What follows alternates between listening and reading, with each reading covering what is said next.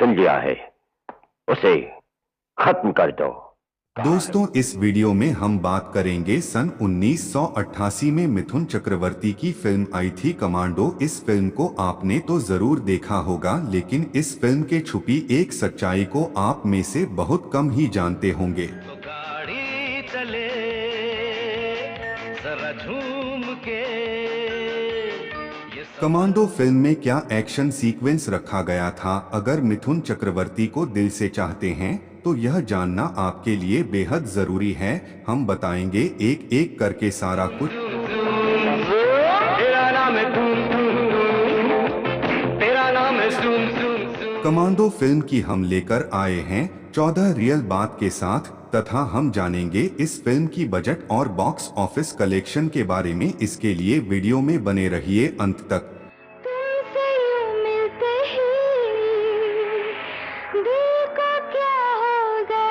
अगर यह वीडियो आपको पसंद आता है तो वीडियो को कर दीजिएगा लाइक और साथ में चैनल को कर लीजिएगा सब्सक्राइब। तो चलिए व्यर्थ में समय नष्ट ना करते हुए आते हैं मैन पॉइंट पर और करते हैं video start.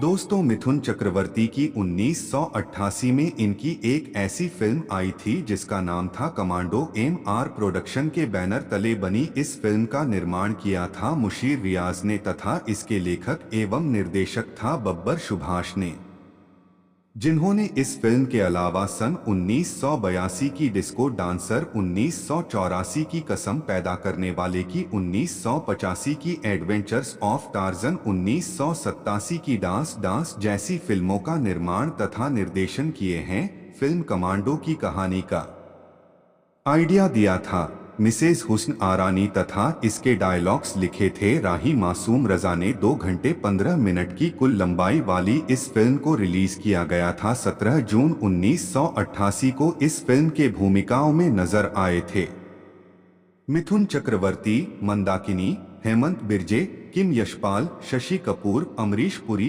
Danny डेनजोंगपा, Shakti Kapoor, Dalip Tahil, Asrani, ओम शिवपुरी। सतीश शाह ने इस फिल्म के गीतों में संगीतबद्ध किया था बप्पी लहरी ने, तथा इन गीतों के बोल लिखे थे अनजान ने। फिल्म के इन गीतों में अपनी आवाज दी थी किशोर कुमार, आशा भोसले, शैलेंद्र सिंह, विजय बेंडिक्ट और अलीशा चिनॉय ने। फिल्म में गानों के सभी वर्जन मिलाकर कुल 6 गाने रखे गए थे, जिनके बोल थे दादा ओ दादा, मेरा नाम जुम जुम जुम, मैंने तुझे तुझे, कमांडो कमांडो और ओ मेरे अपने मेरे सपने। तो चलिए अब हम आपको रूबरू करवाते हैं इस फिल्म से जुड़े हुए 15 खास अननोन फैक्ट्स के बारे में। फैक्ट नंबर 1, फिल्म कमांडो साल 1988 के सर्वाधिक कमाई करने वाली फिल्मों के 28वें पैदान पर रही थी। इसका कुल बजट था लगभग 1 करोड़ रुपए और इसने बॉक्स ऑफिस पर 1 करोड़ 50 लाख रुपए की कमाई की थी। फिल्म के बजट और कलेक्शन को देखते हुए इसे एक बिलो एवरेज फिल्म कहा गया था। अगर बात करें इस साल के 3 सर्वाधिक कमाई करने वाली फिल्मों की, तो पहले स्थान पर रही फिल्म तेजाब जिसने 8 करोड़ रुपए की कमाई की और ब्लॉकबस्टर साबित हुई। दूसरे स्थान पर रही फिल्म शहंशाह जिसने 6 करोड़ 50 लाख रुपए की कमाई की और सेमी हिट साबित हुई, तथा तीसरे स्थान पर रही फिल्म पाप की दुनिया जिसने 4 करोड़ 50 लाख रुपए कमाए और सुपर हिट रही। फैक्ट नंबर 2, कमांडो नाम ऐसे समय दर समय बॉलीवुड के साथ साथ हॉलीवुड में भी फिल्में बनती रही। ये फिल्म है सन 1985 में आई अर्नोल्ड श्वार्ज़नेगर की हॉलीवुड फिल्म कमांडो, तथा 2013, 2017 और 2019 में आई विद्युत जामवाल की कमांडो फिल्म सीरीज की 3 फिल्में थी। अगर आपने इन सभी फिल्मों को देख रखा होगा तो इस बात से अवश्य अवगत होंगे कि इनकी कहानियों में कोई भी समानता नहीं है, परंतु सन 1988 की कमांडो और 2013 की कमांडो में एक दृश्य बिल्कुल एक जैसा प्रतीत होता है, जहां पर फिल्म के नायक और नायिका गुंडों से बचने के लिए जंगल में शरण लेने को मजबूर हो जाते हैं और गाड़ी की तलाश में सतीश शाह से मिलते हैं, जिनके पास एक बेहद करामती कार होती है। सतीश शाह ने एक ऐसे व्यक्ति की भूमिका निभाई है, भारतीय संगीत का दीवाना है, खास करके किशोर कुमार और आशा भोसले के गीतों का। इस दृश्य में सतीश भूलवश मिथुन चक्रवर्ती और मंदाकिनी को किशोर कुमार और आशा भोसले समझ लेते हैं और इनके सामने गाने की शर्त रखते हैं और कहते हैं कि अगर वो गाना सुनाएंगे तो वो उन्हें खुद अपनी कार में बैठाकर भारत में छोड़ आएंगे। यहाँ दिलचस्प बात यह है कि दादा ओ दादा नामक इस गाने को वास्तव में किशोर कुमार और आशा भोसले ने ही गाया था। मिथुन चक्रवर्ती सीरीज के पिछले कुछ वीडियो में हमने इस बात का भी जिक्र कर रखा है कि किशोर कुमार और मिथुन चक्रवर्ती के बीच योगिता बाली को लेकर काफी अनबन थी और किशोर कुमार मिथुन चक्रवर्ती के लिए ना के बराबर गाने लगे थे, परंतु यहाँ यह भी अपवाद है कि मिथुन दा के लिए उन फिल्मों में गाने को तैयार हो जाते थे जिसके संगीत R.D. बर्मन या बप्पी लहरी की होती थी। फैक्ट नंबर 3, इस फिल्म की शुरुआत में एक डिस्क्लेमर आता है जिसमें लिखा गया था कि यह फिल्म और इसके सभी पात्र बिल्कुल काल्पनिक है सिवाय फिल्म में दिखाए गए इंदिरा गांधी के चरित्र के। दरअसल इस फिल्म की शुरुआत में आने वाले एक दृश्य में इंदिरा गांधी को स्टेज पर भाषण देते हुए दिखाया गया है, जो कि आशा शर्मा नाम के एक चरित्र अभिनेत्री के द्वारा निभाया गया था। इस दृश्य में आशा शर्मा का हाव भाव और लुक काफी हद तक इंदिरा गांधी जैसा ही लगता है। इस दृश्य में एक और बात गौर करने योग्य है कि जब इंदिरा गांधी पर गोली चलती है तो उन्हें बचाने के लिए मिथुन चक्रवर्ती के पिता बने अभिनेता सतीश कौल बीच में आ जाते हैं और गोली लगने से उनकी मृत्यु हो जाती है। ऐसा ही कुछ दृश्य सन 1997 की फिल्म शपथ में भी देखने को मिला था, जहां गोलियों के बीच मिथुन आ जाते हैं, लेकिन इस दृश्य में मिथुन की मृत्यु नहीं होती।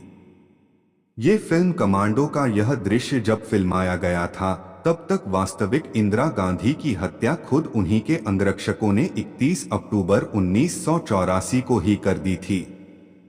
संभवत फिल्म के निर्देशक तथा लेखक इस कहानी को 1984 के पहले की पृष्ठभूमियार दिखाना चाह रहे हो या फिर इस दृश्य के जरिए इंदिरा गांधी को श्रद्धांजलि देना चाहते हो।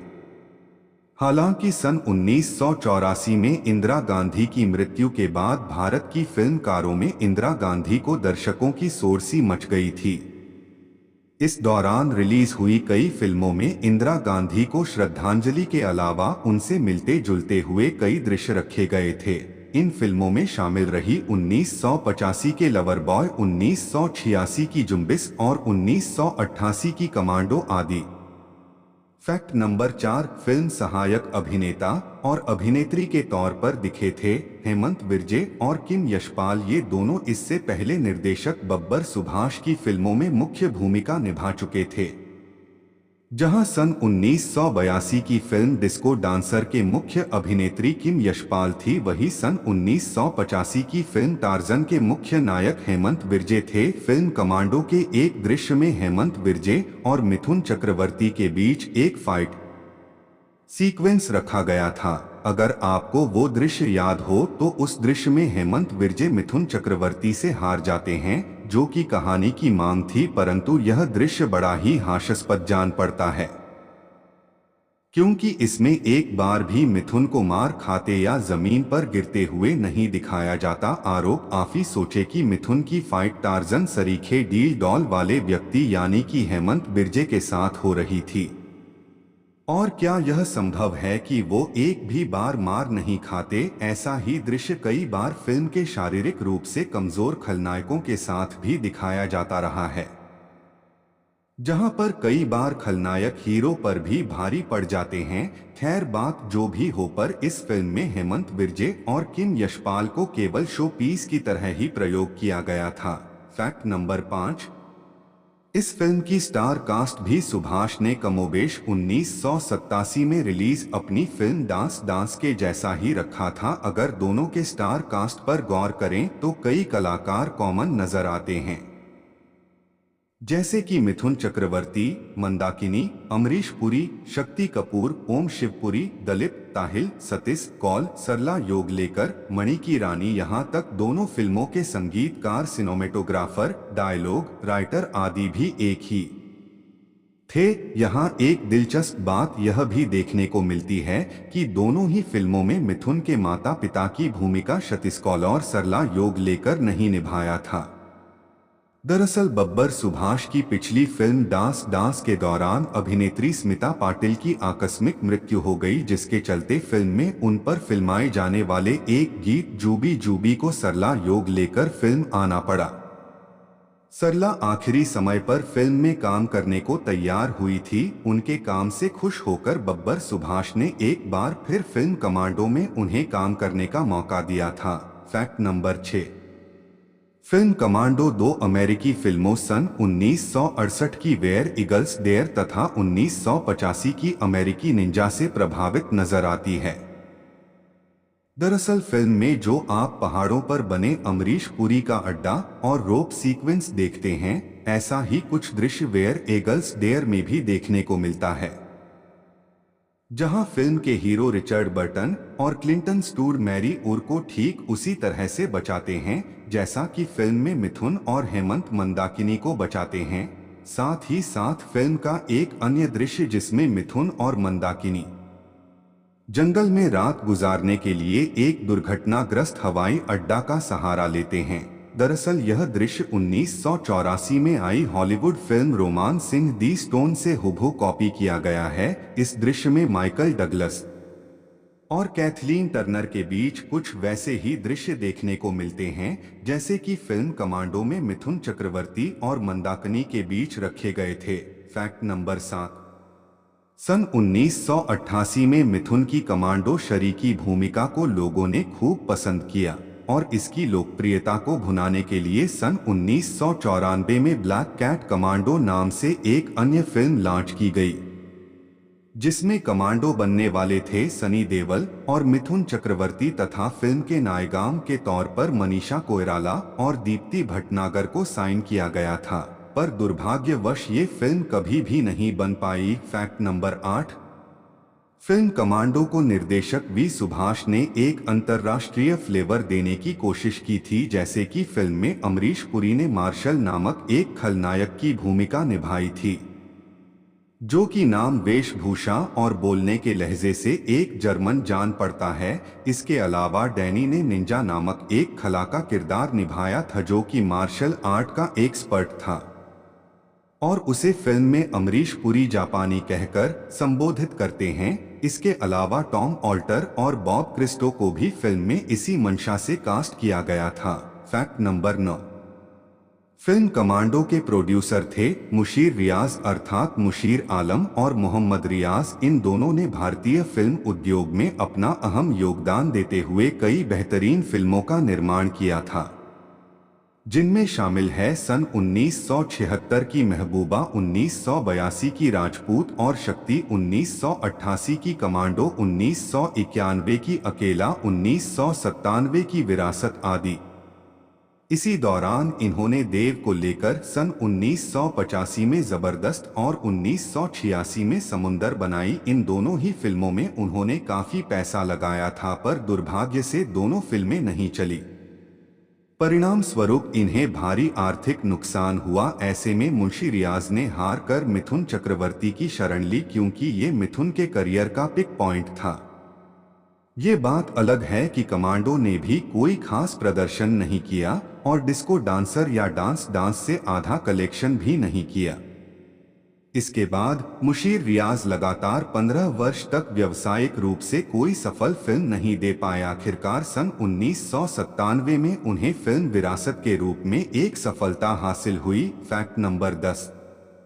फिल्म कमांडो वो आखिरी फिल्म थी जहां किम यशपाल और डैनी डेंजोंग पर नजर आए थे। यह बात अलग है कि दोनों का फिल्म में कोई भी दृश्य एक साथ नहीं था।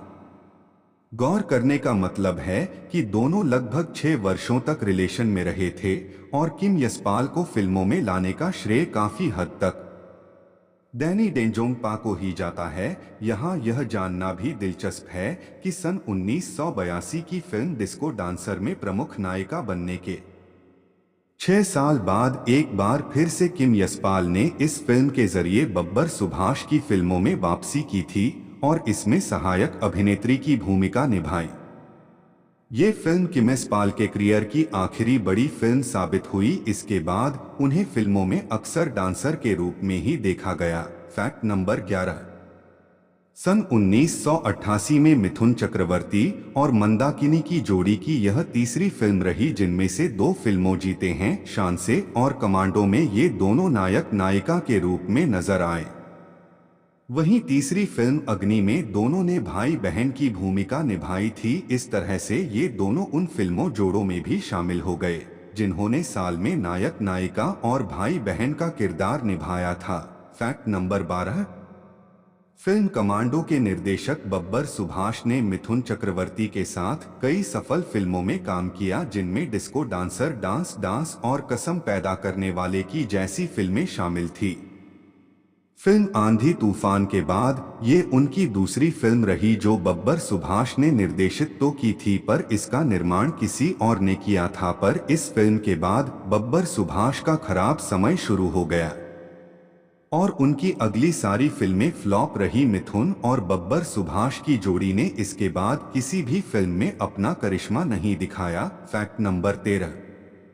फिल्म का कैमरा वर्क किया था प्रसिद्ध सिनेमेटोग्राफर राधू कर्माकर ने जिन्हें अक्सर राज कपूर का कैमरा में समझा जाता था। राधू कर्माकर बताते हैं कि उन्होंने अपने करियर की आधे से ज्यादा फिल्में राज कपूर और बब्बर सुभाष के साथ की है। वो आगे बताते हैं कि दोनों ही निर्देशकों की तासीर बिल्कुल अलग थी। उनका सिनेमा एकदम जुदा था पर इन्हीं दोनों के साथ काम करके उन्हें सबसे ज्यादा खुशी मिलती थी। Fact number 14।